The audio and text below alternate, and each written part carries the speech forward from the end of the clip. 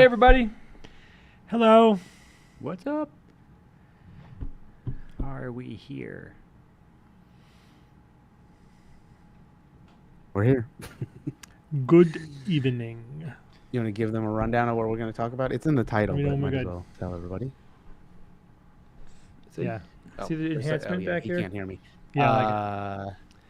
All right. So we have 3 shows for tonight. Jason, There in the you go. picture. All right. You want me to list all 3 shows? Yes. The first show we're going to do tonight is we're going to talk about the full season of The Last of Us. Then we're going to talk about in the fiction series. We're going to talk about writing good characters for science fiction, fantasy, whatever. And then we're going to talk about the Picard up to episode 4. Season 3. The all good, right. the bad, and the horrific. Let's get started. Okay, hold on. You have the Can I clacker? have a green light? The clacker. Bob, you got the clacker on your right? Thank you, Ian. Oh, wait, should I try to record it for TikTok too? If you can, why not? Yeah, okay. I will try to do that at the same time. Hold on. Give me 1 second while I load that up. Okay. Talk amongst yourselves. Talk amongst yourselves. So we have 3 people in the chat tonight. No, 13. It's 3 people who commented. We have 13 people in the chat Isn't that tonight. the number of people? I believe you're correct. They're coming through. They're slowly joining. Tell your friends. Did we get the? I know Ian sent out the message to the Discord. But the next 3 episodes we're going to try. We should go over the dates. We should schedule the dates tonight. For Yeah. The next 3 times we're going to be recording. Yep. We lost one. Oh no, we're down to a dozen. We got a baker's dozen. And we only have an even dozen. Do you know why a baker's dozen Yes. exists? Bob, do you know why a baker's dozen exists? Why does the phrase a baker's dozen even exist? Because, I don't know. I guess I don't know. So, I think this was started in the late 1700s. The bread makers, when they sold people bread, if they were giving them, say, 12 loaves of something, it had to weigh a certain amount. And if they didn't hit that weight, they could get fined. So they would throw in an extra loaf and To make sure they were over the limit. make sure they hit the So weight they limit. don't get the big fine. Yeah. Okay. Fimster. Doesn't seem that impressed. We instantly lost 5 people. Was that because of YouTube dropped out or something? No, it's because they don't want to hear me talk Bread. about bread anymore. Can't blame them. Thanks, Bob. Okay, hold on. All right, love you, I'll Brett. adjust this while we're Shut going. up. You love to eat it, but you don't want to hear me talk about it. All right, you can clacker. All right, what's happening? You can clacker. There you Okay, it's clacked. Got Right, be careful about tapping the table, guys. it. Right? And are we rolling? go. We're rolling. Go ahead, Steve. Hi, this is Steve. This is Bob. This is Jay. We are Alpha Quadrant 6, a science fiction review show, and on this episode we're talking about the full season of The Last of Us. We gave sort of an early preview after the first, was it 1 episode or a couple episodes? Yep. But now that the finale dropped, we all watched it. We're going to wrap up the whole season. We wanted to do another take on this because, in my opinion at least, this is among the best TV that is out there. This season was fantastic. It really hit all of the buttons, right? It did everything right. I have almost no notes. Right. It was just a fantastic season. And why is that? And I can answer my own question. Yeah. That's because this show wasn't about showing how cool the zombies and special makeup is and all that. This show is about people. It's a show about people. And, putting people into extreme circumstances is a good backdrop for drama, right? It gives a lot of reason for there to be a lot of feelings and high emotion and a lot of important types of interaction that happen with people when things become very difficult and hard. That's why we like to put people in extreme situations. Like there's a giant shark in the Right. water. Yeah, That level of stress makes it interesting. Snakes on a plane. But my God, the character development is, I think, almost at an iconic level here. Yeah. Future writers should look at this show and see how It's well. almost a template of how you do a great show. Exactly. Yeah, so when we talk about our series of what's good versus great versus bad science fiction, there's characters, awesome characters. Plot, the plot was fantastic. World building, absolutely fantastic. And then the aesthetic and all the special effects and everything, it was fantastic. So they had all of the elements were together, and it's a good example of what happens when all of those things not only are there, but support each other in a thoughtful way. You know, like the characters are driving the plot, and the world is driving the characters, and you know what I mean. It's all happening together, and yet it's the characters are you know them. You get to feel like you're with them, but they're not predictable. You know, in the zombie genre, because these are essentially zombies. You know, they're zombies, different flavor of zombies. They're fungal zombies. Yeah. Any good zombie show will start off where it's man versus zombie or man versus nature, say, because you could, whatever, supernature, right? However you want to classify it. But then those shows always don't always, but they should always turn into man versus man, because man is the ultimate monster, right? In a way, yeah. This show went immediately to that. Yeah. They never glorified the zombies and had these episodes where it's just about the special effects and zombies. Like, they immediately took you to the point where the real enemy out there is the other people, that are trying to survive. And you know, that environment is so deadly that the zombies aren't even the thing to worry about. They're there and they're in the background. But if you notice, in this show in particular, you know, 90% of the bad things that happen are because of other people. Right. Yeah. A big hint to me that this was such a well-crafted show. We went like 2 episodes. I think we saw one zombie in 2 episodes, and normally I'd be like, "Whoa, wait, we need more zombies." Yeah. I didn't really care that much, right? Because everything else was so good. Yeah. That said, you know, you could throw in a couple of zombies more if they wanted to, and I'd appreciate it. But they don't really have to do it, and that's an amazing testament for me. I mean, as a zombie fan. Yeah, it's not zombie porn, right? I mean, it's not just there's anything wrong with that. Yeah, but I'm just saying, like, sometimes like we watch shows that are really just eye candy. We watch shows that are really just the horror element or whatever. We watch them for one slice. This was just great storytelling. Yeah. We're gonna do some spoilers now. So if I know at least one of the people watching live didn't see the season yet. So if you want to dip out for 10 minutes and then come back for the next 2 episodes, we're going to do some massive spoilers here, so we're not going to hold back. So the last episode... Everybody dies. ...was the best episode of the season, in my opinion. All the episodes were great. There was so many. There was lots of standout episodes, but you know... Hard to beat episode 3, but... Yeah, episode 3 was fantastic, but because this was such a great cap... culmination. ...on the season...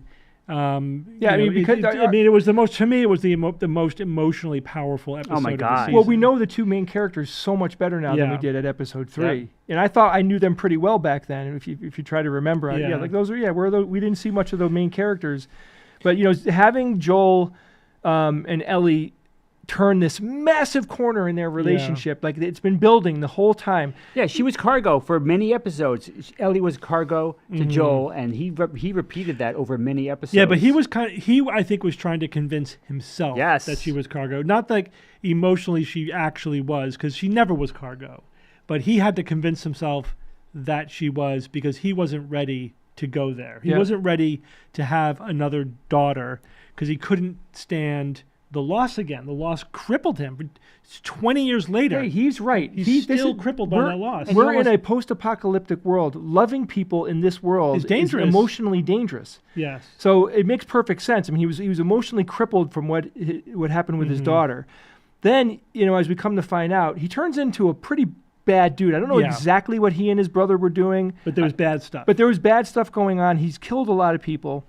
And what I find awesome is that all of the bad stuff that he learned, right? All of that ruggedness and being able to kill people and wake up the next morning and still, you know, live your life. He needed all of that to save Ellie. Yeah.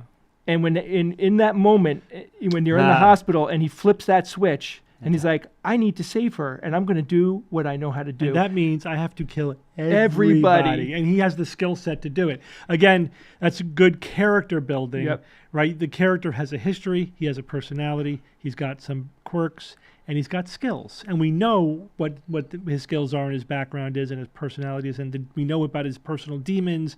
And they all play a role. They all play a role at some point in the season. And a good character has an arc. And I mean, obviously, this is, you know, the source material for this was, you know, the video game, and They pretty closely followed it. There were some interesting deviations, but the Thoughtful Yeah, deviations. so thoughtful deviations. But so these characters were already there, so they weren't starting from scratch. But still, the way they arced his character, Ellie's character, Incredible. appropriate use of flashbacks, and Yep. their relationship. So they're individually arcing. Their relationship is undergoing its own arc, and that's why that last episode. Because sometimes it's easy to build up a story. It's easy to create mystery and create wonder. Not easy, but it's a lot easier. It's the Lost phenomenon. Like the first season of Lost was like, well, this is wonderful. But you got to bring it home, right? And it's hard to bring it home. Yeah. And in this series, in this season, they absolutely did, which means they knew what they were doing the whole time. Right. And I love to see that payoff and it was wonderful. I enjoyed every episode. I really like the episode of this season where Ellie and her best friend, basically realize they have feelings for each Yeah. other, and they had the whole thing was building up to what we knew was going to happen. Mhm. I mean, it was so obvious to Yeah. me that we knew that they Yeah. were going to get attacked. And then what I like is they didn't show everything happen. Yeah. They didn't show what happened when her friend died or how she died or whatever, and then they bring it back. So now she's talking to Joel, and she tells him what happened to her Yeah. and how she had to kill Yeah. her best The friend. foreshadowing was masterful. It was throughout perfect. the It was so season. cool because It it was was. so meaningful because we knew it was hanging out there. We knew that he didn't know that, which makes us want him to know it for some reason, right? As an audience member, we want her to tell him and get closer to him because of it. Yeah. And they Yeah. gave it to us. I was puzzled that they didn't go to that end when in that scene. They didn't show the finale of her killing her friend and everything we knew that happened. And I was thinking, all right, they're going to bring that back and they're going to show it to us because it's going to be powerful. But instead, they had her reveal it at the perfect time to him, Yep. and that's even better. It was even better Yeah. than seeing it. Exactly. So a good writer, a good show knows that you don't have to tell the audience everything. You don't have to show the audience Yeah, everything. right. You can just show how the characters are reacting to the thing. Right. I remember one of the iconic examples of that was in One Flew Over the Cuckoo's Nest, where they're dragging one of the inmates down the hall and he's screaming. They did cut back and forth, but the powerful part of that scene was not watching the guy get dragged down the hall. It was watching the reaction of the Reaction. people looking at it happening. That's more powerful. Right. So it was more powerful to see Ellie tell Joel Yeah. than to see it happen. Her reaction emotionally, this much time later, was way more powerful. Right, and I would argue a more iconic scene is in Alien when they're seeing the alien burst from the chest. Oh, for definitely. I the was just first thinking of that, time. Bob. Those reaction shots, Yeah. and they were genuine because the actors didn't know what was going to happen. It is Right. arguably sure, it's scary watching the alien come out, but when you see that silence, how there's Yeah. a million very very mammal-like silence, There's like of space. shock. Yeah. And they do that. They did it so freaking well in that show. That's great. God. So, Great scene. so the Don't touch it. when another moment the whole series that Yeah. I loved. There was so much in this last episode when Ellie tells Joel, almost detached in a way, "I'll follow you anywhere." Like Yeah. basically, I love you. That's it. Right. Like I'm We're a stuck. team, I'm yeah. stuck with you because I love you, and you really feel the appreciation, even though she's doing it in a detached way, because it even added more to it somehow. It was Right. expertly directed. I mean, the director really. I love the actress. Really did. I love the actors. Well, Totally, obviously, I mean, absolutely. Pedro is incredible. Yeah, he's so good. Yeah. Yeah, It so really is. I think overall as a TV show, don't be scared because it's another zombie show. Again, because it doesn't matter. This is a show about people. This is a show about people who are struggling and Yeah. people who are very afraid. You're right. And another telltale sign of a great show. Are you debating what happened the next day? Right? Yeah. There are sometimes you watch a show, season finale, whatever, and like you're immediately on with the rest of your life. You couldn't care less. Yeah. It's, it made no real impact on you. As someone that we just recently heard, it's over. It's and you don't over. talk about it. You don't need to talk about it afterwards. Some shows and TV shows, you have to talk You about have to talk about it. What was going through Joel's mind when he flipped that switch, when he decided that he was going to kill everybody in order to save Ellie? What was he thinking? We were debating, like, did he know that what the sacrifice was. Did he maybe not believe that, or did he just tell himself that he didn't believe that they could pull it off, or whatever? Like, there's so many different things, two ways you could dissect that. It's like you could write a paper about what was going through his mind, right? When he made that decision and how complicated. But you do need to talk about it, right? Like you need to talk about it. I couldn't wait to talk to you guys about the show because I just watched the last episode today, and I'm like, oh my god! Like you get that feeling, like you got to talk to someone about what you just experienced. Oh, yes. what? I mean, you know what I liked about that scene? What were you thinking? What? When Joel. What? When Joel flips that switch, the Terminator switch, you notice how everything kind of got muted? Yeah. And you see him just bing, shoot this guy, bing, shoot that person. Like they made it very robotic and very matter of fact. He was the Terminator.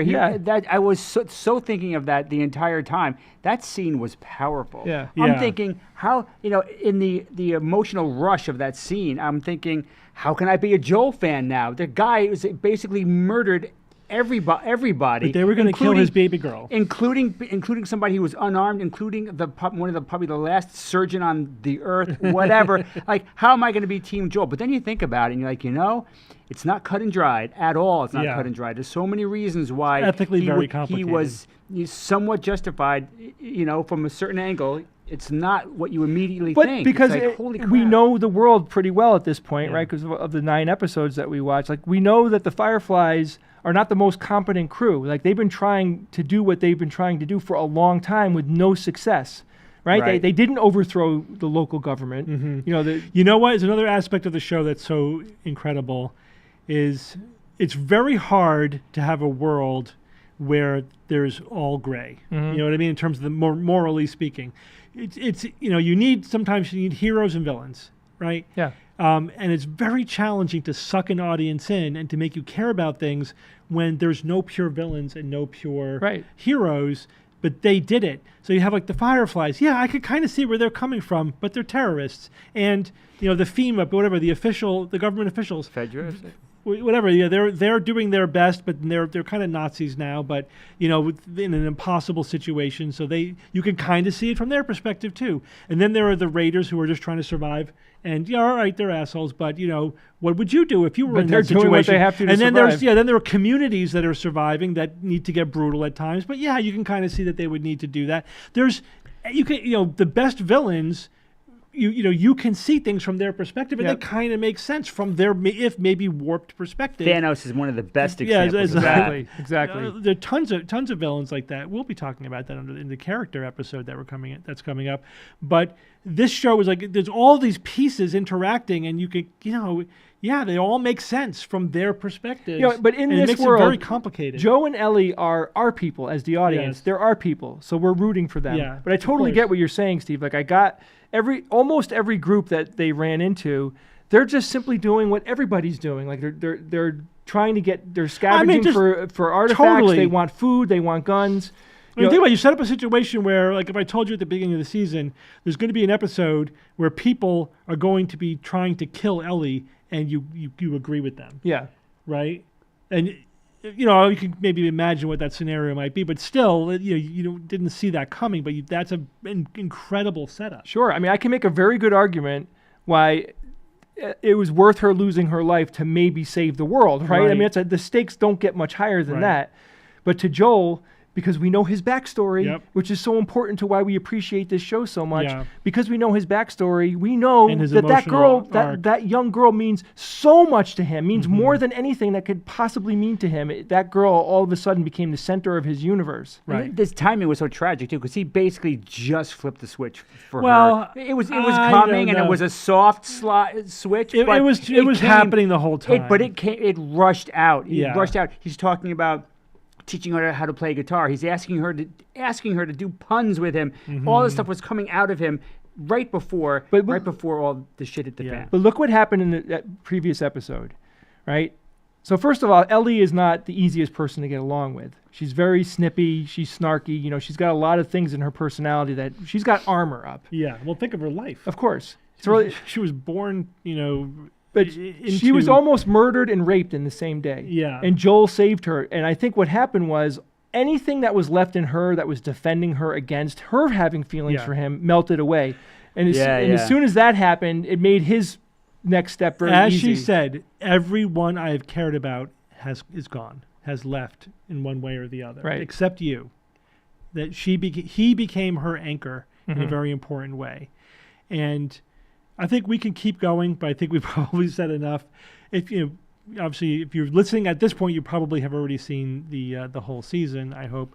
I can't wait for season 2 to come out. This is the bar, right? This is where television should be. You know, that there's no reason, obviously, we can't expect everything to be a masterpiece, but the talent's out there. It's just a matter of, are you going to invest the time and hire the writers and whatever to really raise the writing to this level? Like, we got to say this, when Steve. it comes out, it's like, it's not easy to do. It's what not they easy, did. but it spoils us for everything else. Yeah. Of course I it mean, does, but we have to give it up to the crew and the writers and It's the great. director and everybody that's involved with a show like this, because it really isn't easy to do what they did. This is literally one of the hardest things to do in a creative situation, because you've got thousands of people, hundreds to thousands of people involved in one project. Right. It's super hard to do. So when you see it really come together well, it's a little mind-blowing.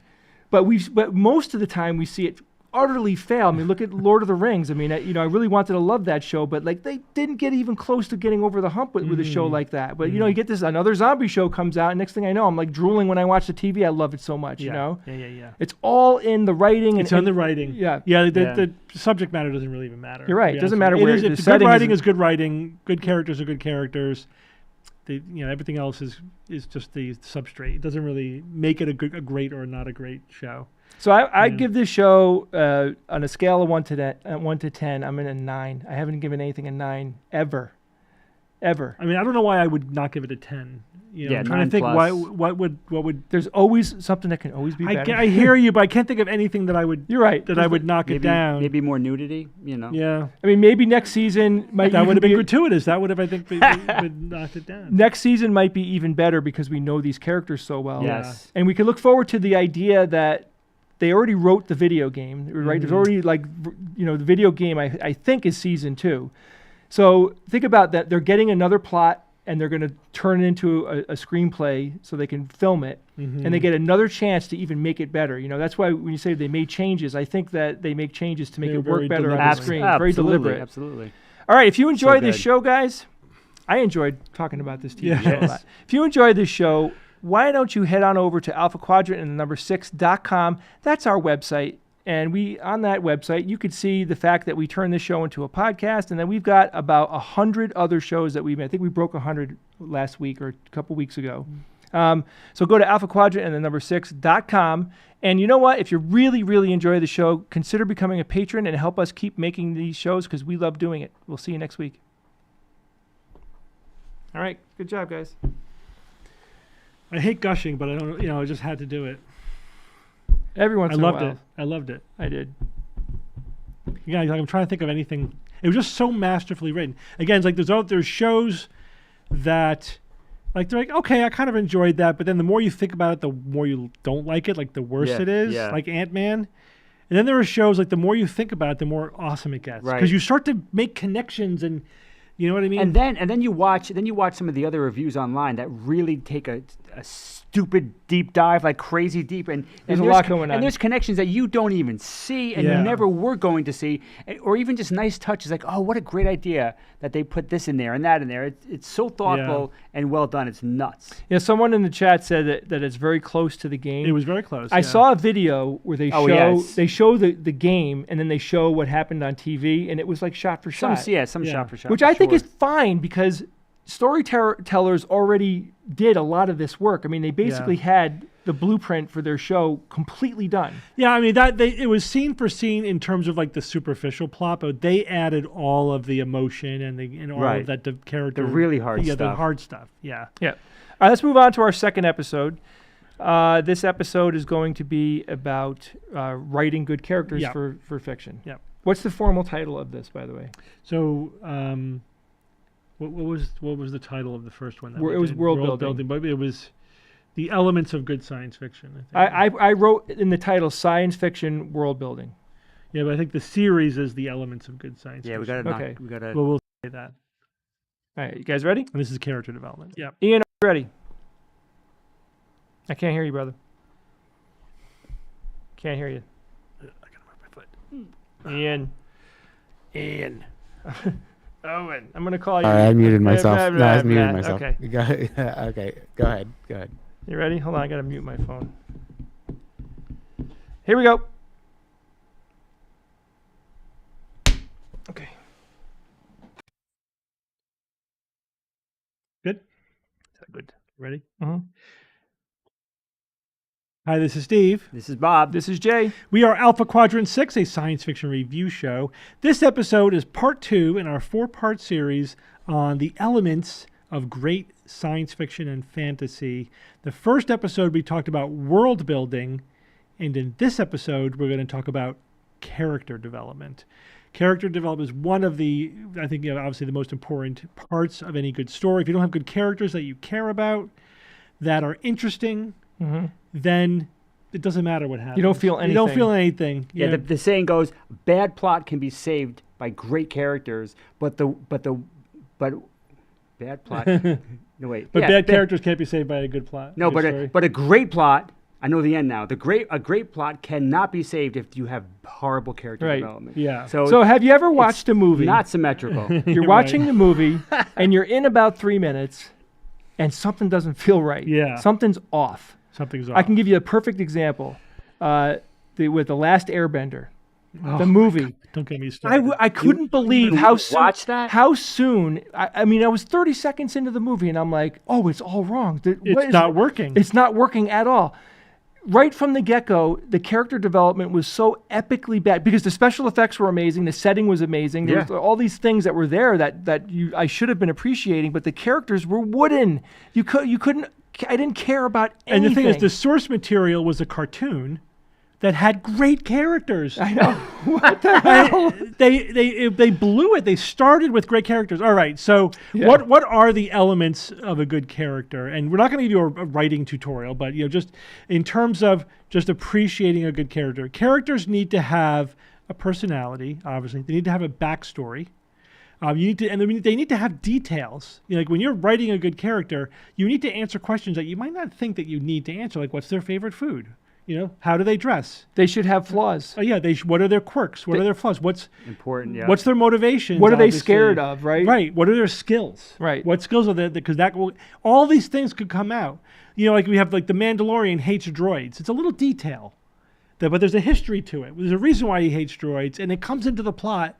And we could think about, he's not going to like that because it's the droids involved. Exactly. It gives you things to grab onto. Here's a great example. Just recently in Picard, season 3, there was the Captain Shaw hated Picard and Riker, and when I saw that happen, I was like, well, you're disrespecting Picard, what's your beef? a legend. I'm thinking this guy's a douchebag. He really he was a douchebag. But then he also was a douchebag. Yeah. But to do that was the initial impression. But then episodes later, it's like he finds out, he was like a lowly like lieutenant or something in Wolf 359, and he watched thousands of people die, and he was like, at the hands of Locutus aboard. And Picard was on a Borg ship as Locutus, so that it all made sense. That was a critical part of his backstory, and one of the best scenes so far in the first 4 episodes. So there's an arc to the character, and there's also an arc to our understanding of the character, right? Because not everything you don't get an information dump at the beginning. Yeah, it takes time. It's a little mystery, you discover things over time and things.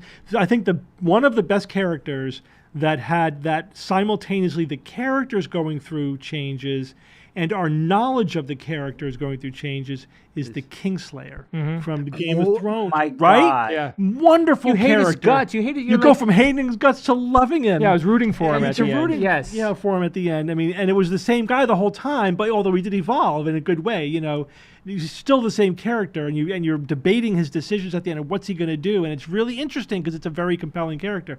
More than anything, characters have to be memorable and interesting. They can't be flat and boring, and that's usually characters that they don't know what they're doing. They don't have any background or details or anything that to fill them with life. So they fall flat. When you create a protagonist, this goes for antagonists as well, but like you're basically the person that the story is about. Yeah. Luke Skywalker, for example. Yeah. You have to go back into that character's history and know the world that they're from, know details about them. So, you ever hear like people say the story wrote itself? Yeah. Brian Trent, who we had on the show a couple weeks ago, he and I have talked about this endlessly. We talk about writing stories Yeah. and characters, and he says that when he fleshes out a character to this really high level, really high bar, that when he puts his character in a situation, he knows what the character is what they're going to do. Right, he knows what they're going to do. Yeah, because they're a character, a real live person. Exactly. Virtually speaking. And It's this is an interesting thing to do now. Now, go out there and watch your favorite TV show, and then watch your least favorite TV show and compare the two, and try to predict, like, do I know a character well enough? Is this show giving me enough information about a character where I can predict what they're going to do? Like, I was doing this to myself earlier today. I'm like, would I be able to predict what Luke Skywalker would do? Mm-hmm. You know, take Luke Skywalker from the first 3 movies, that version of Luke. Mm-hmm. Would I be able to predict what he's going to do in a lot of circumstances? And my answer to that is, yeah, I think I could. I think I really could wrap my head around where he would go with it. One of the reasons why Star Wars, the original trilogy was so popular and mind blowing was because it revolved around characters that were all really well written and very compelling.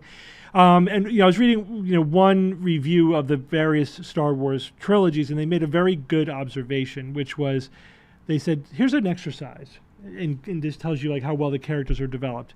Describe Han Solo without using any physical description, right? Don't describe him physically, but just give me a sentence about his personality, about who he is. Yeah. And you could say he's a lovable rogue or whatever. You can come up with a description about him, or Luke Skywalker's the naive, whatever kid. Now give me a one-line description of Princess Amidala from the first movie. Like, there's nothing. There's nobody. There's no character. There's nobody there. There's nobody there. Yeah. Like you would not debate what would they do. I don't know. Who cares what they would do? You can't even think about it because you don't have anything to hang on to. Exactly. So characters need a spark of life, and the way you give that to them is you actually write a story about who they are. Yeah. You got to figure out who that character is. So this is all like character building 101. Yeah. Now to amp it up a little bit, characters also need to have a couple of very important things. They need to have an inner conflict and an outer conflict. So I'll give you an example. And the outer conflict reflects the inner conflict. I'll use Ripley from the movie Aliens, right? One of the best iconic sci-fi characters of all time. Second movie in the franchise. So Ripley was gone in cryostasis for so long that her daughter aged and died. So she comes back to Earth 50 years later, and her daughter's dead, right? Fast forward, they're sending her back to the planet where the alien was found, and they colonized it, and there's a little girl that Ripley develops a relationship with Newt, right? So Ripley's inner conflict is, there's lots of inner conflicts that she's having, but one of her inner conflicts is she lost her daughter, and she's totaled from that. And her outer conflict is she has developed a relationship with this little girl, and now she's saving that little girl's life, so she's fighting the aliens to save Newt's life. And it's very obvious what her inner and outer conflict is. Now imagine if she didn't have those two things. Yeah. How good could that story have possibly been if we didn't have a reason to understand why Ripley attached herself to that little girl? It makes perfect sense. Now, and they also, did you know, they cut that scene when she found out what happened to her daughter. That was cut in the initial release, which was just so weird because it ruins that Wow, that that's bit of character crazy. I insight. never heard that. Yes, I remember seeing it, so whenever we saw it, I remember that they scene. added it back. all right, let's go one level deeper. Go ahead. So we're going to break characters down into protagonists, And antagonists. heroes, Yeah. antagonists, villains, and supporting characters. Right. Secondary characters. Because let's start with secondary characters. I have a perfect example of a secondary character. Because they're so important, and you can give it in a second. I just want to say that I always know I'm watching a well-written show when there's a secondary character who means really nothing to the whole story, but they are interesting as hell. And you love them Yep. instantly. right? Yeah. Like in seconds, like there's a person with a whole life behind that stupid secondary character who's just filling this one little role, whatever it is. But secondary characters, though, help reveal the protagonist and the antagonist. They can play a lot of roles. Yeah. They could support the protagonist. They could be sort of their foil. They could be there to point out their problems.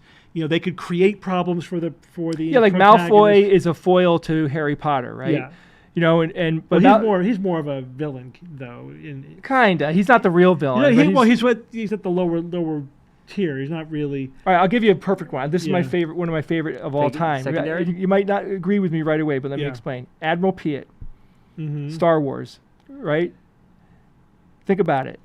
We learn a lot about Darth Vader by this guy having to interact with Darth Vader. So we're seeing Darth Vader through his eyes. Right. Yes. We feel his fear when he has to go tell Darth Vader that they lost this. Remember when Darth Vader was in that thing and his seat turns around, his helmet goes back on, and that guy has to be the schmuck that tells him that we can't find the ship or they're lost in the asteroid field. Like that relationship tells us a lot, and that character was essential to showcasing that relationship. We watched that character watch Darth Vader kill the guy that was the other admiral that he took his position. His former boss, right? Like all of that. Accepted, Captain Nita. We don't know anything about Admiral Piet. We don't know anything about him other than he has to interact with Darth Vader. And in those little interactions, we learn so much about Darth Vader. That's all that really matters. It doesn't really matter about him. Or all right, I'll give you another one that I'm sure you guys would agree with. This is a character that appeared.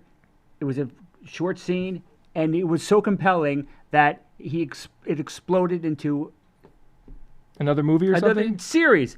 Boba Fett. Oh yeah. That one goofy scene. Yeah. With all the bounty hunters, and he stood out. Him and the robot was it IG-88? Yeah. And look where Boba Fett and now the Mandalorian went because of that one. He was a secondary character. We didn't have to ever see him. Boba Fett is a great, fantastic secondary character because he gives the impression of a whole history. You want to know. A whole window into a part of the world. Now, I will argue that first of all, he looks really cool. Yeah. That's huge. Character design did so much for this. But in that moment when Darth Vader points to him and says, "No disintegrations," all of a sudden, he's a badass.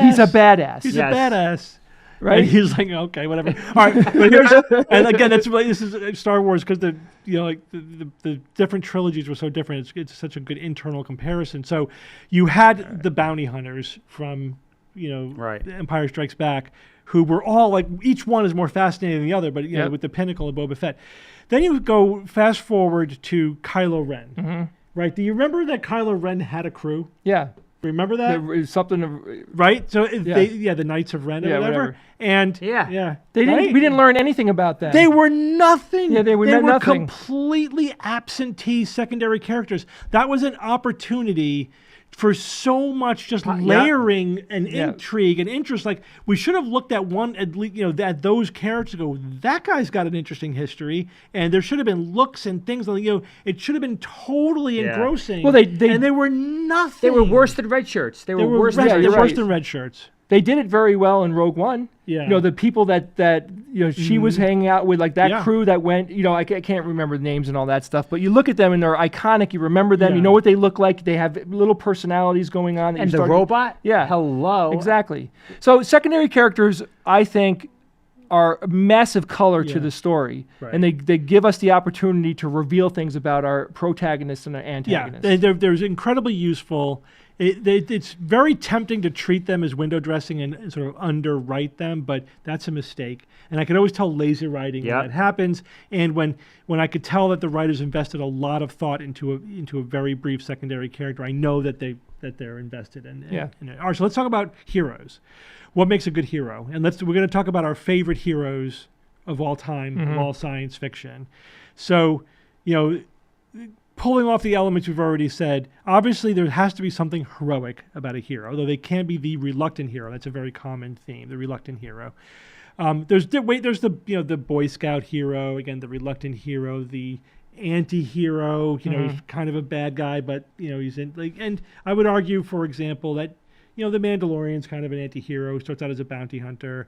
Joel from The Last of Us is sort of an anti-hero. He's kind of doesn't care. He's just sort of a survivalist. But they're still heroes. Even Tony Soprano was an anti-hero. Definitely, he's still on his side. But then there's heroes. They're just Luke Skywalker. Yeah, Luke Skywalker. They're the good guys. We're rooting for them. We want them to defeat the villains.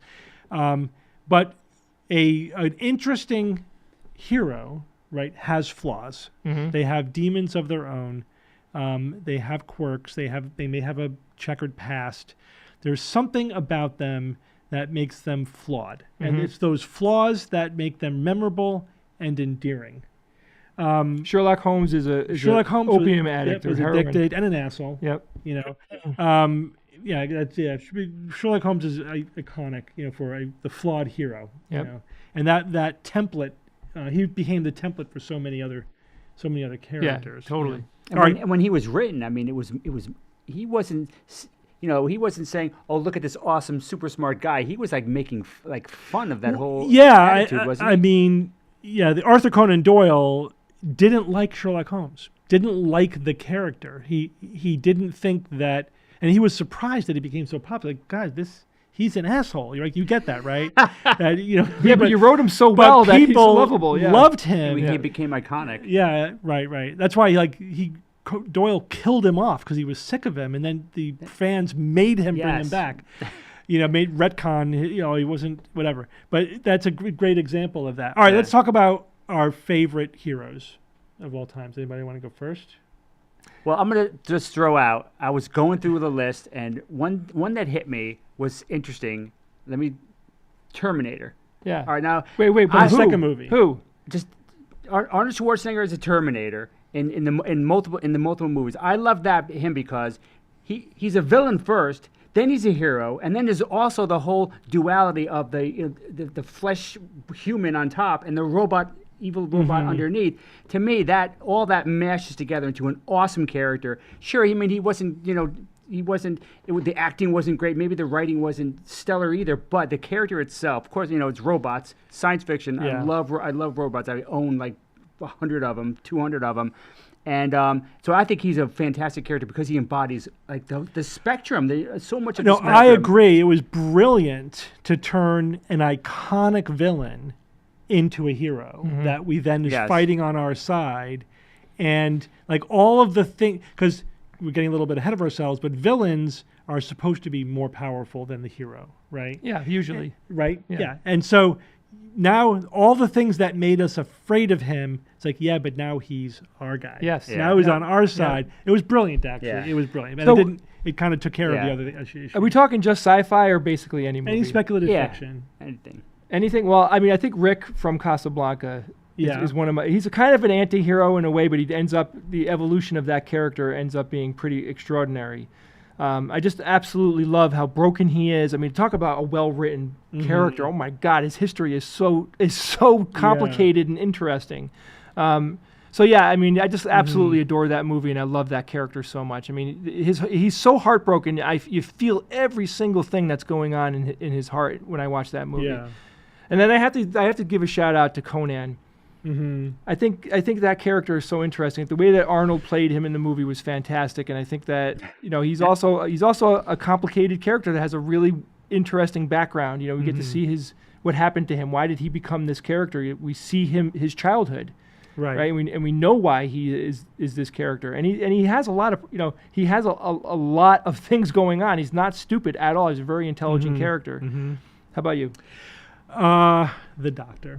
Oh yeah, from Doctor Who. Yeah, I mean, it's an iconic character. I know we're trying to think a little bit outside the box on this, but I'm just going to have to give a shout out to the Doctor. So think about a character that is so well developed that they could literally be 12 different people and still be the same character. Yeah, right. Think about that. Yeah, it's great. When the Doctor goes through his regeneration, he becomes a different person. He's literally played by a different actor. His personality evolves, his likes and dislikes evolve a little bit, but there's still a core that is the Doctor. And that core is so strong that it shines through all of these multiple iterations. And that core is also awesome. It's iconic. It's a character that successfully navigates seemingly impossible situations through pure strength of intelligence and optimism, and that you can't underestimate the value of that optimism. Right, optimism, I agree. It shines through, and it's always like that guiding light. It's like, it's going to work out. Don't worry, I got a plan. It'll be fine. Even though he doesn't have any weapons, and he's dealing with going against murderous armies of aliens. Doesn't matter. He figures something out. Yeah. I mean, he goes up against thousands of Daleks, and he makes it all work out in the end. Yeah. I'm always anxious to see that next iteration of him because it's like another version of the Doctor. It's unique in that respect. And of course, it's been 60 years, 70 years. A character doesn't have that kind of staying power unless There's something special. Yeah. going on. All right. there. All right, let's click over now to villains or anti-heroes. Antagonists, right? Yeah. So villains. the villains are there's two kinds of villains. Mm-hmm. There's a well-written villain and there's a badly written villain. We've seen many examples of this idea. Like we call it a mustache twisting villain because they're one note. They're bad for being bad, right? Yeah, they're evil for the sake of being evil. But what they're you Dr. want, Evil. you want That's a bad guy who you can almost relate to. Mm-hmm. But I got to throw this out there right from the get-go. What we know about Darth Vader in movie 4, which is the first Star Wars movie, Mm-hmm. we don't even know his motivations. The character is so awesome. He was the best villain in that movie. And who can even compete? You know, like there's very few characters I think could even get up to the height that Darth Vader was able to achieve. And we didn't really know much about him, and we didn't really know his motivations. But we wanted to know more. We about did, him. of course, we did. He was. Yeah. We desperately wanted to learn more about him. So what makes a good villain? As I already alluded to, villains. You know, first of all, they need to have a motivation. They need to have a morality, their own morality. They have to have an inner code that makes sense. There needs to be an inner code. It could be warped. It could be a tad askew, but it's there. They're not just evil for evil's sake or because they're psychopaths or whatever. That's more. If you're a psychopath, you're not really a villain. You're a monster. Yeah, in my that's opinion. true. If your villains need to have something that motivates them and makes They need them a do modus what operandi. They do. They can't Yes. just get up in the morning and Who can I kill today? want to you do know? bad things. Yeah. They have to have like a mission. They have to have something that they're fighting for, that they Yeah. believe in. That you know, Bob brought up Thanos, and Thanos is like the perfect example of this. It is. You can relate to what, in a way, Thanos was thinking he was doing the universe. The best a villains solid. think they're heroes. Yeah, Totally. he thought he was doing the right Absolutely. thing, and he really. And he almost pulled you over to his side a couple of times. You're like, you think about it. Yeah, he makes you question think it for a about second. Yes, and Yeah. if you could just do that, that's a good villain right there. Yeah. So, but I agree. I mean, I looked at dozens of lists of the best characters in sci-fi of all time, and hero, villain, whatever. Darth Vader's near the top of almost every list because it is so iconic. So villains also should be more powerful than the heroes, right? The villain is the hill that the hero has to climb. Right. Right. The hero can't just go toe to toe with the villain out of the gate because the villain's more powerful than they are. Right. I mean, Luke Skywalker versus Darth Vader in movie 1. Forget it. Forget about it. Right. It should seem insurmountable. That's why the hero has to develop their skills. Develop their alliances and marshal their friends or whatever it is they got to do. Figure out the weakness. Go get the special thing. Well, this is where the concept of the heroic journey. Yeah. This heroic journey, and Lucas definitely he talked to the person who wrote journey. the book. Yeah. James Campbell, like that whole idea plays in so perfectly with this kind of storytelling because the hero has to go on multiple adventures and it almost has to there's all these things that could happen in the heroic journey. But when you think about, it's such a good thing to say, Steve. Think about Luke in that very first movie. Yeah. There is absolutely no way that he can stand toe to toe with Darth Vader. He has to go on a 3-movie arc. Yeah. To be able to get to the point where he could even be in the same room with the guy. Yeah. That's how more powerful Darth Vader. Darth Vader is profoundly more powerful than the strongest version of Luke ever. Right. Yeah. And then he had to psych him out at the end to really beat him. That's right. He beat him emotionally. He beat him emotionally. He had to pull the sun card on him. But there's so many. So I knew one of us would be talking about Darth Vader. We had to. I'm going to say for my favorite villain, one that's a little bit unusual, Gaius Baltar from. I dig that. I mean, totally. I totally get it. I totally get it. From That's a Battlestar, great from the reboot of Battlestar Galactica. Now the original Gaius Baltar, He was a mustache. twisting, evil for evil's sake, totally one-dimensional, Made flat, no sense. cardboard villain. Yep. And then they completely changed that character into this wonderfully flawed and complex genius scientist, technologist, but had every character flaw you could imagine, and he goes through this incredible arc across the season. He becomes, first he sells out his whole race, kind of inadvertently, but he did it, and then he's hallucinating, this sexy chick, and then he becomes president of the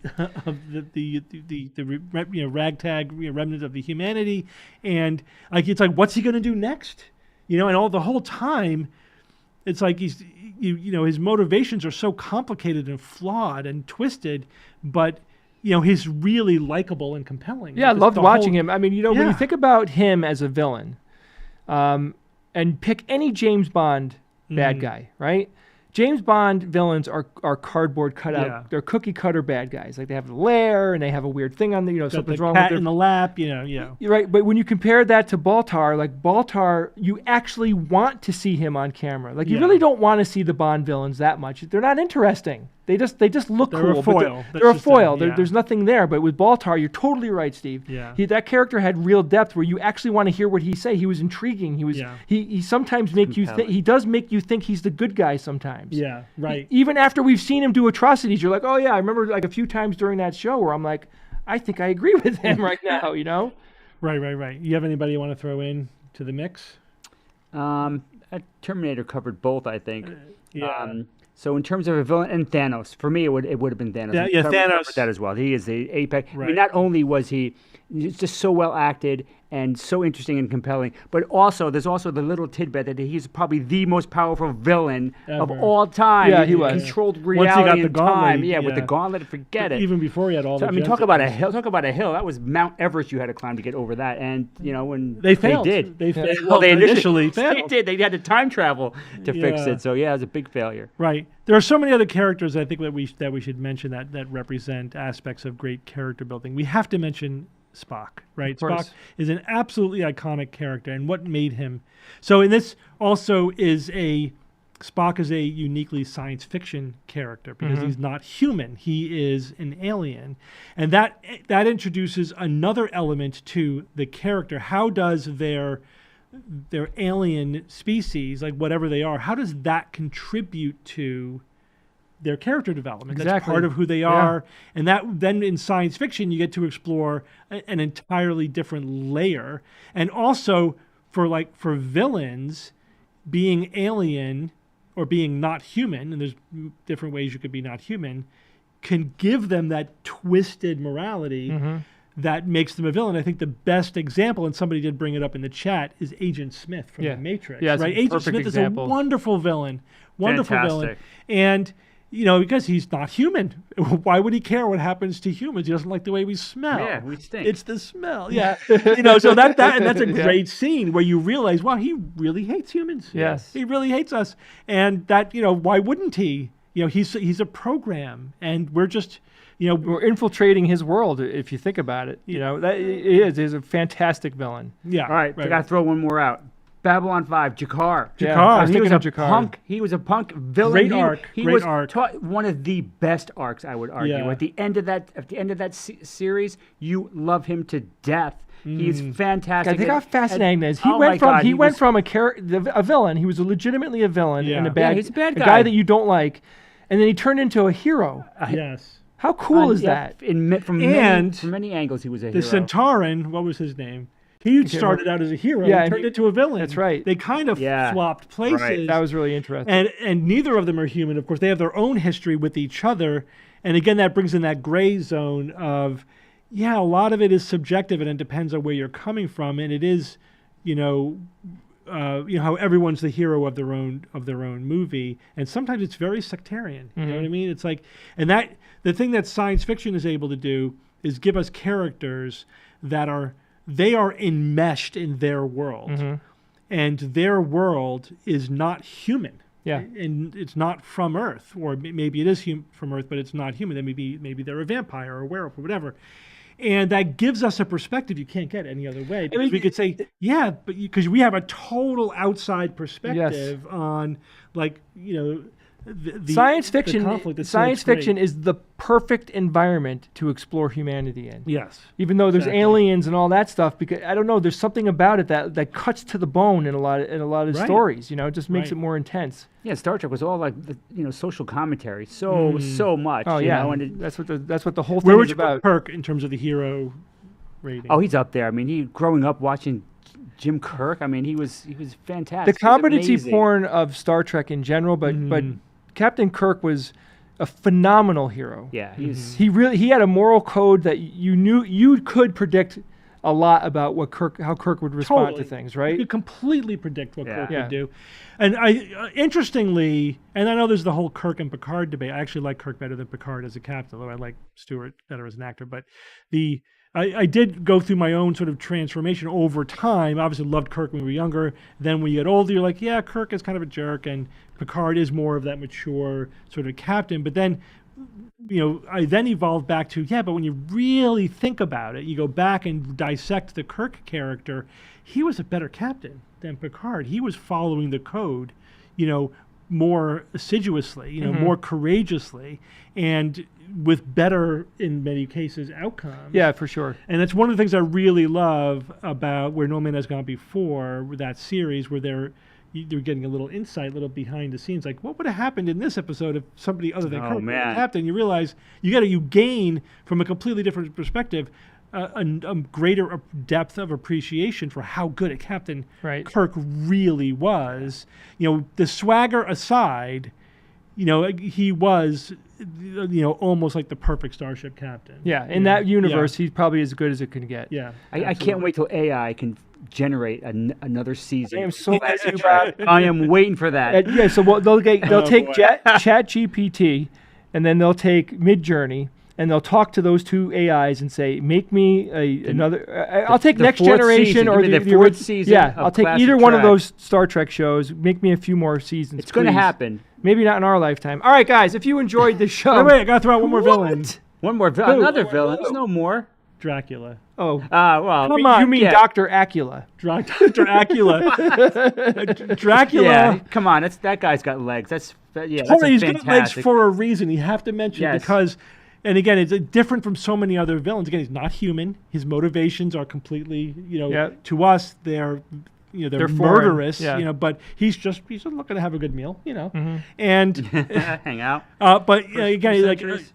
like you think about like a character, villain or hero, whatever. Who would you want to spend time with? Right. Right? Who would Right. you want to sit down and have a meal with? Maybe not Dracula. No, but- yeah, but not. yeah, but and like the character is just so suave and compelling. And awesome. Yep. And it's like you would almost be fanboying him even when he was killing you. You know Yeah. what I mean? Yeah. Like, and literally, that's how vampires often work. Show me your dungeon before you kill me. I mean, Anyway, I would want to throw that. I out agree there. with you, that's- Steve. It's a kind of character legit. where you could watch 20 movies about that character Yes. and you still are Yeah. interested. And Right. just think how ubiquitous Dracula is. Dracula, all yeah. over the spectrum. There's great examples. One of my favorites is Castlevania in terms of like Great Oh, yeah, animation. right. great Netflix's cartoon. Castlevania from a few years ago. I got to watch that again. There's so many good Oh characters my we haven't God. talked about. We're just really I know, scratching the just- surface. But yeah, how do you? But I think we hit a lot of the highlights of what makes a good character. We didn't talk about the characters that don't work. There are horrible characters out there too. How, know if how long do you want the show? I know. We could Yeah. we could spend a lot of time. Let's do a talking whole about show on it. Let's do a whole it. We show. of could. We could do crappy one. villains The and heroes. worst characters in science That's on the fiction. list. We'll definitely do it. All right. So if you enjoy this show, guys, go to Alpha Quadrant and number6.com where you can see every single show that we've done, and you can see this show as a podcast. And please do become a patron of this show to help us keep going. We'll see you next week. Thank you. Good job. Boy, that was one of those, like, we had to literally pull the Yeah, microphones out of our I hands. 'cause, know. like, we're like jumping over And people things. in the chat are throwing things. I'm like, oh fuck, Billy Butcher. Like fuck. Magneto, what a And perfect Magneto's example. a great villain. Yeah. Yeah. There's just endless examples. Magneto is a brilliant. Alucard, Dracula backwards. When you think about understanding a villain's motivations, fucking Magneto wasn't Magneto was completely wrong awesome. at all. He was right. He was Right. totally right. They were trying to eradicate the mutants. Yeah. He was totally justified in doing what he was doing. And I love in the cartoons of the X-Men cartoons. Mm-hmm. There's a few episodes where you go to an alternate timeline, and in that timeline, humanity does go to war with the mutants, and Magneto is the leader of the resistance. Yeah. He's the hero of the mutants. Yeah, yeah. So basically, when the humans do pull the trigger and like really go after the mutants, Magneto suddenly is right, and Yeah. he becomes the hero, Yep. not a villain. Yeah. That makes So sense. he's. I mean, we should have. It's so hard because so many characters to talk about. Can't do it all. But that's another like That's another episode. That's a character that's a villain or a hero depending entirely on context. Mhm. You know, Yeah, because he's not a bad guy. he's not a He's bad not guy. a bad guy. He's not a bad guy. He's Not a bad but guy. But talk about like to the T. He has a moral compass that he's Yeah. following that makes sense to him. And that's informed by a very interesting history. And if you're a It's freaking like I saw what the Nazis did to my people, Yeah, my how can you parents, tell my he's wrong? family, right? And I see it happening again, guys. Now we're the new, Jewish Yeah, people. yep. This is the new Holocaust. And you're like, yeah, he kind of has a point. yeah, he does have a All point. right. All right, guys, final episode. We're going to talk I want to about... continue to talk about characters. I know. I had All right. so much more in my notes that I didn't know. even get to I in my know. head. All right, so the final episode, we're going to talk about the We're halfway mark on halfway season mark 3 on of Picard. John Luck Pickard. All right, let's not take much time talking about how bad the first 2 seasons were. Okay, let's just talk We can about just the mention third. it. Yeah, we mention it, but I don't want to we don't need to. First do- season wasn't it horrible. it wasn't good. No, the first season was, it was Second better, season was better than the second was a season. crap Second show. season was abysmal. Travesty. All right, let's many do it. ways. Let's do this. All right. Hey, hold on. Let me turn off the denoiser. All right. Do the clacker again. We good? Clacker. Oh, wait. Actually, I hold need the on. green light. Got the green light. Clack it. 1 second. 1 second. That's rolling. That's rolling. All right. Go ahead. Okay. Hi, this is Steve. This is Bob. This is Jay. We are Alpha Quadrant 6, a science fiction review show. And on this episode, we're going to talk about season 3 of Picard.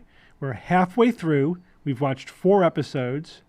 And this is the third and final season of the series. This season is being billed as sort of a reunion of the Next Generation crew. And Kinda. We're, it's building towards that. We're seeing some of the crew members Yeah, a little coming slowly, in. slow A little build. slowly. A little slowly. So overall impressions, what do you think of the season so far? Well, it's way better than the other 2. Yes. I feel like they're getting back to some of the writing elements that make this genre and these characters work well. Mm-hmm. I really like. I mean, we're spoilers at this point because I can't really talk about it without giving away some details. I mean, I feel compelled about the mission that they're on. It's interesting. I feel like the stakes are high, but they're not saving the universe. They are like trying to save people and things like that. So it's understandable.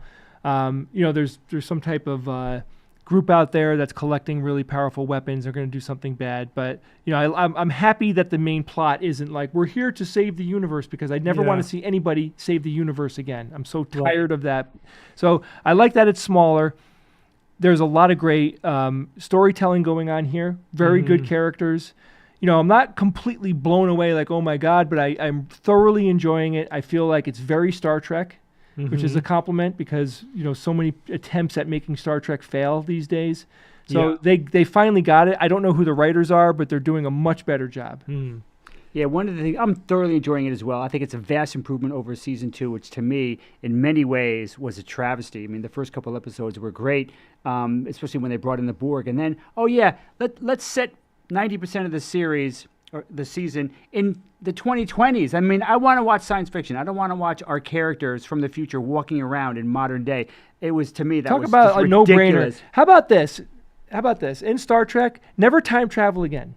You don't need to time travel, go back to the past. I already saw it. It's we a already cheap did it. device. It's easy to abuse and overuse. It's hard to do well, and it's easy to write yourself into a corner. Yeah, Right, if done well, it's great. But were they trying to save money by filming on location? It was terrible. It was ridiculous. All right. But now the other side of that coin is that Right. I think they really understand here, like what people want to see in Star Trek.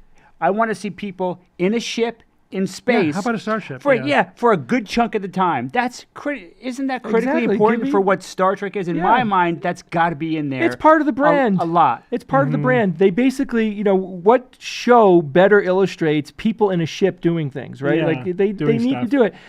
They're not. You need aliens with weird foreheads, Essentially, they are doing what I call a beam down mission. They're on a mission. They're trying to do something. There's bad guys. They're fighting. There's combat. There's intrigue.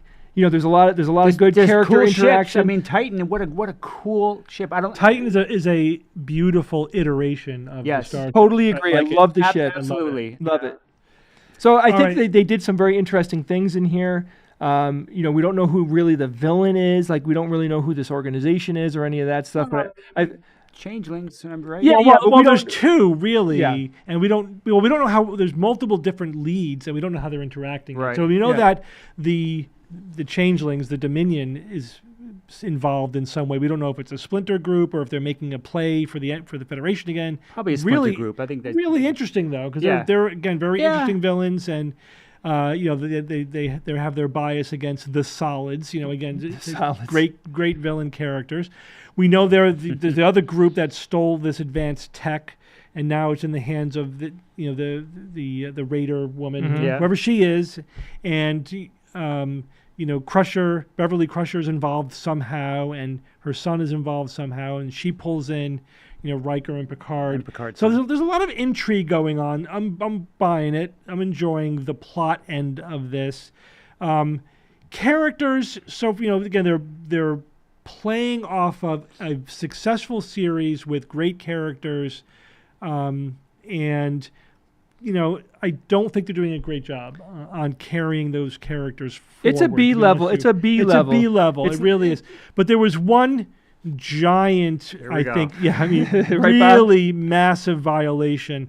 One of the ones that so takes me out of this show and just was, the worst example of writing, I think, in the whole series. So when episode 4, episode 3, it's at the very end of episode 3 when was it? Yes, the end of episode 3. Because it's basically the transition from episode 3 to episode 4, and Riker and Picard are on the bridge. Riker is the acting captain because the regular captain got his leg broke. Shaw, who's awesome. Captain Shaw's awesome. Shaw's a good character. And they're facing off against the Raider, and they fail. Right? Mm-hmm. She outfights them with portal technology. And the Titan is sinking down into the gravity well in a nebula, and it looks pretty grim. It does. Looks like pretty grim for our heroes. How are they going to get out of this one? No power. The ship's dead in the water. And Riker turns to Picard, who was basically egging him on to fire on the other ship, and says, "You've killed us all." Like really dramatically in front of the whole bridge crew. And it tells him to get off the bridge. And then the beginning of the next episode, he tells them to get off the bridge. Right. Riker wouldn't do that. No, he would not do that. That was horrible. Yeah. So one of the things you should never do is violate a character's internal consistency. Mm-hmm. I don't care what problems Riker is dealing with. He had to leave his wife because, Diana, because his kid died and he's struggling with all that. Great. Nothing would motivate him to act like that on the bridge of a ship that he is captaining. To that particular man. And to anybody. First of all, in front of the entire bridge crew, he just said, "We're all going to die." You can't do that as the captain. Yeah, that would never happen. Did he ever take the Kobayashi Maru test? I don't think. Right? That's the whole point of the Kobayashi Maru test, that you don't freaking do that. Right. When even if you think you're all going to die, you don't say we're all going to die. And we did see him for 7 seasons passing the Kobayashi Maru over and over, right? But also, I took offense to that scene because he did it to Captain Picard. To Admiral Picard. To a guy that he went through hell and high water with over and over and over again. He just wouldn't do that to him. It was cheap drama. It was. It failed. It violated the character. Now, you could imagine that scene done properly, where he pulls him aside. Or let's say in the moment that, their maneuver failed, they're sinking into the nebula, and Riker thinks that's it, we're dead in the water. And he's never going to get back and see Diana, and it's they're all going to die. You should see that on his face, and that's it. You don't really. He doesn't need to say it, and he might even give an angry glance at Picard because Picard was sort of egging him on in this direction. Although it was his decision at the end of the day. He gave the order. He gave the order, Riker. But then, he could throw an angry glance at Picard. But then, all of his experience and his Starfleet training should kick in, and he needs to hold it together for the bridge crew and, to do his duty. And if he needed Picard off the bridge because he couldn't look at him, he wouldn't, send him packing. Yeah. He would come up with some excuse. Can you, send him on some bullshit errand? Maybe Picard would realize. At first he's like, "What? What you're asking me to do? What?" And then he might realize, "Oh, I see. You're." It's the perfect example. You're of dismissing bad me, and then they sort of give each other knowing glances, and he walks away, and we see everything in the facial expressions and whatever. Exactly. But on the surface, they're a captain and an admiral, not only at that level, but among legends. the best and legends in the fleet. I mean, it made so little sense. Out It of was any so bad. people in the universe, they're among a group of people. So the captains of starships and admirals who Yeah. used to be captains of starships are the people that can handle moments like this. Yes. And the fact that they blew that, it kills me because it makes me think, oh, holy Christ, the writers don't actually know what universe don't they're know writing what in. they're doing. Right. They don't know what they're Can you doing. imagine Kirk saying that line? No. Ever? Never. No. No. So anyway, that was a right. failure. But right. overall, Low point. overall, Epic failure. it's an enjoyable show. There is Absolutely worth it. There is good character bones here. I think that the actors are doing a fantastic job. Again, this all The writing needs to be better. This all comes back to the Let me writing. pick one other bone here. So the ship is out of power, and they go on and on about how little power they have, and can we steal it from here? Can we steal it from there?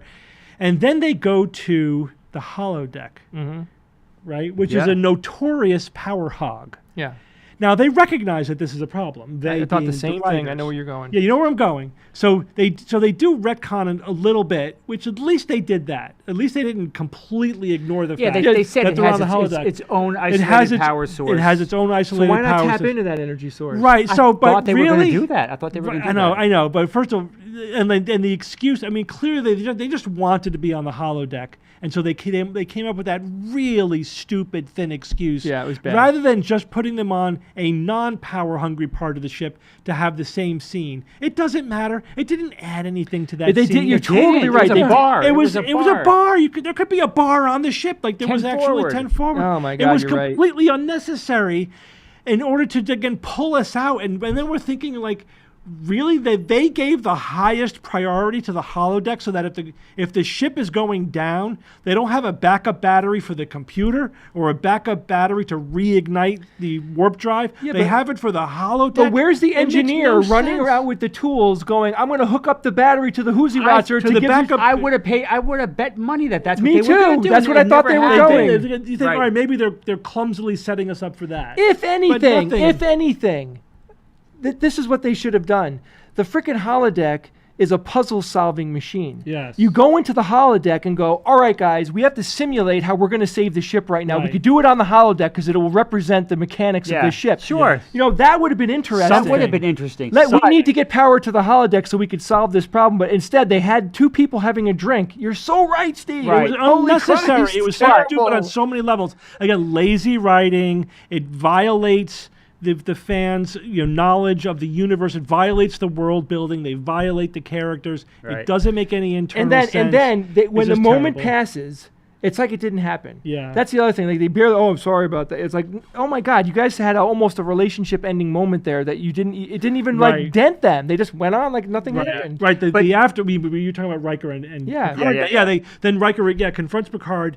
In wherever room he sent him to, and I don't even get their exchange. I watched it 2 times, and I don't understand what Picard was saying. I mean, or what Riker was saying to Picard. He starts off by like, "I'm talking to you as a courtesy," and then he ends up with, "You were right about what though?" And was that apology? I didn't get it. Yeah. Yeah. I didn't make get any it. sense. It was just like they clumsily let's just get past this awkward moment that we created for some cheap drama and go on. Right, right. It was so bad, so bad. So the Back to the holodeck real quick. Yeah. They saved it. Maybe they didn't save it, but at the very least, there was a great scene when Captain Shaw comes on and explains why he. Well, yeah, hates that was- I'm he saying hates- that was the He hates payoff. Picard Yeah. because of Wolf. but that didn't have to 359. be on the holodeck. No, it it didn't. didn't. It didn't. But it was a great scene on the holodeck. The best Yeah. part of the holodeck scene was that scene. Come on, this is But what is unneeded this? holodeck. The 7th, the 8th Star Trek series. This is a franchise, right? There's a generation of Star Trek fans out there. You're telling me you don't got some Star Trek nerds on that set or in that writing room, red teaming every decision you make Yeah. when you're writing an episode that's like that? that's a fantastic point, Steve, because at this point Please. we've seen Star Trek mishandled so many times Yeah. in so many different ways that they clearly don't have the Star Trek experts who have all the plot in their head Yeah. to be able to tie loose ends together. Or just good screenwriters. Right. Just saying, does this make sense? Why is this happening? Yeah, it's more common sense than minutia of the. It's of both. The Star I mean, Trek both is nice, universe. but just the thing is, if you have somebody who loves the franchise, like us, right, who could say things like, But he's a Starfleet officer. Would a Starfleet captain act that way? I don't think so. Or wouldn't they have a protocol for this? That's the other thing. Like when they're like, hoo ha ha, hoo, like they're running around, like Keystone Cops, and it's like, I would think they would have a protocol for this. You know what I mean? Like Yeah. you have to make the challenge greater. It's got to be greater than your heroes. You can't make the heroes dumb. Right. In order to pull the plot I think forward. it does You got to say- make the villains smarter. That's in egregious. the Star Trek handbook, Steve, I think it says on page 36, the captain should never lose their shit on the bridge. Right. Yeah. Should never tell everyone on the bridge, roll right. All right. So setting that down quietly and walking away. Yes, it's still It's a lot of enjoyable. I love seeing these characters. It's a reunion show. I'm letting it be a reunion show. I'm not going in with any expectations. I got to be honest with you. I'm a little surprised at how much better it is than the other two seasons. Yeah. So I'm going to ride Especially with it. season I'm 2. going to watch the rest I'm of it. loving Worf. Yeah, Worf Yeah, is Worf great. is great. Worf Worf is is great. great. Great to see him. He looks good. It's a little campy. Everything's a little campy, Yeah. but it's okay. It's okay. It's not bad. And I do- like that they're weaving in Deep Space Nine plot. I mean, Me I too, watched. yeah. I rewatched the entire You did? series of Deep Space Nine Oh, last year. It's fantastic. I gotta do that again. It's among the best Star Trek that's out there. It really is good. The Dominion again are great villains. Oh, one of the we were talking about on the episode on good villains. Gul Dukat is a great villain. Great. he was villain. fantastic. One of the Don't best. cross the streams on I know, but one of the best villains ever. And so anyway, so I like crossing the stream with Deep Space Nine. It's fantastic. Yeah, definitely. Yeah, so there's a lot to like about this. It's not great. Look, if you like I give it a B overall. It's If you like the fine. Next Generation, you'll like this. Yes. It's Yeah, fine. It's fine. Season 3 is fine. It gets Right. the job done. There's, It might get better too. Like I'm I giving hope it. it I'm giving does. it that space. Yeah. You never know. It could ramp up a lot. I'm and it's- expecting more I've got people. hope. I'm expecting more reunion to happen. you Yeah, know? I think so. All right, too, guys. me If too. you enjoy Star Trek, Star Wars, science fiction, speculative fiction, fantasy, the list goes on. We talk about everything on this show. Superhero genre. Yeah. If you enjoy this stuff, Alternative history. then join us for future Futurism. episodes. Futurism, that's right.